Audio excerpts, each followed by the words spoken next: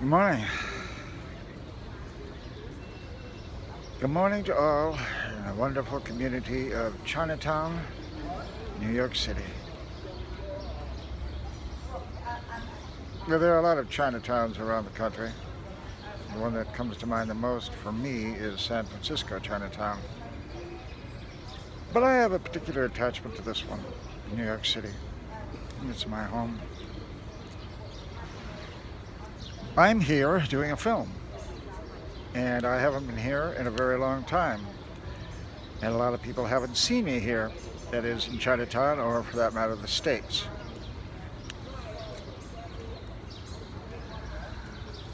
I'd like to address a lot of things, but I don't want to come off as radical or controversial or like a conspiracy theorist.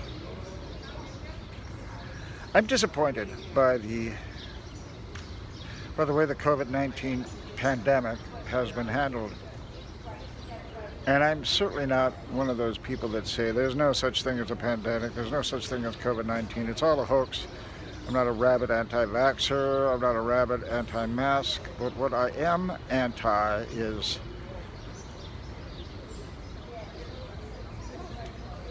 how hysteria has been generated by the media in collusion with now Big Farm. And for them, the pandemic, Big Farm, that's a cash cow.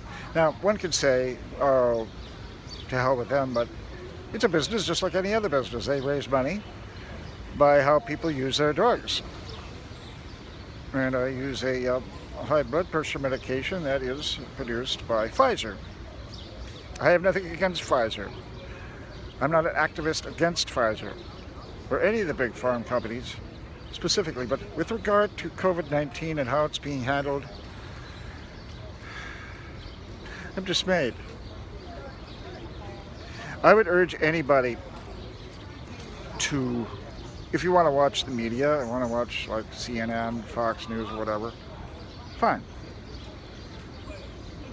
But also take time and watch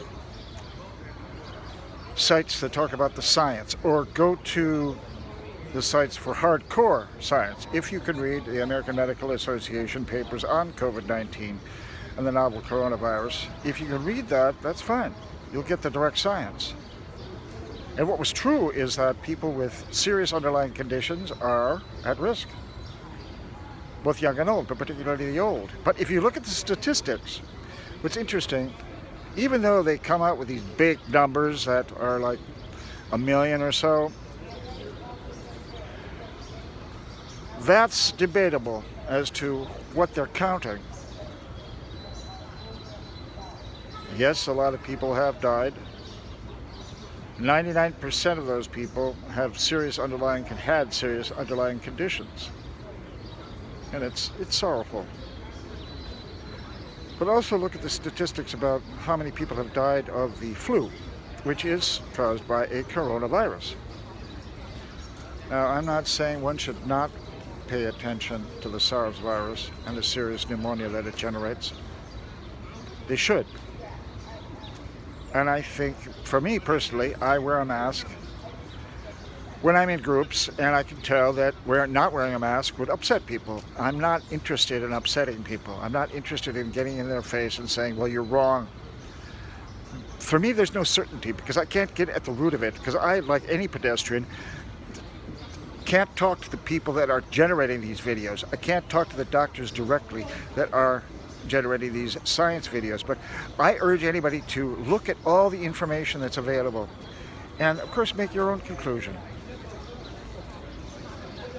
I would urge people against radical certainties that are proffered by the conspiracy theorists, regardless of what conspiracy you're talking about. They know they're right. I would urge people to really look at them with suspicion. Anybody who says they know what's right, probably don't. But I can't say for certain. What I do know, in the 18, I think I got it right, 18 productions that I've done, both large and small, since the COVID-19 thing began really in force in March of last year, 2020, I have kept tabs with the people, cast and crew. I like to do that, not only for my network, but most of the people that I really like. Not one of them, we're talking hundreds of people, and it's no exaggeration to say that I have talked to them. I have kept in contact. Unless they're lying through their teeth, not one of them have gotten sick. And in most of the productions, it's interesting enough, these rigid protocols that have been put forth by the CDC and in big productions are enforced by protocol managers on set that say, you got to wear a mask, you got to do this, got to do that, 6 feet, you know, the whole thing. I work in the independent world, the genuine independent world. Not the independent world that's produced Manchester by the Sea. I think that's a wonderful film, by the way. Casey Affleck is fantastic in it, but that's not real independent film. That's Hollywood-funded independent film, which isn't really independent. You can debate that, but what my point is, I work in the independent world where nobody knows nobody. Nobody knows anybody. And I like that, but that's my choice. I'm here for a while in Chinatown. Wonderful. It's a humid but cool day here in New York. I'm looking forward to working today. It's a cool production. I'd talk more about it, but all I wanted to do was sign on and say hello to people. I hope you all have a wonderful day. I really do. Doing what you love to do, doing what feeds you, that makes you get up in the morning to say, yes, I'm awake, I'm alive. Do your thing, brothers and sisters, and I'll tune in later. Bye-bye. Gotta have my coffee.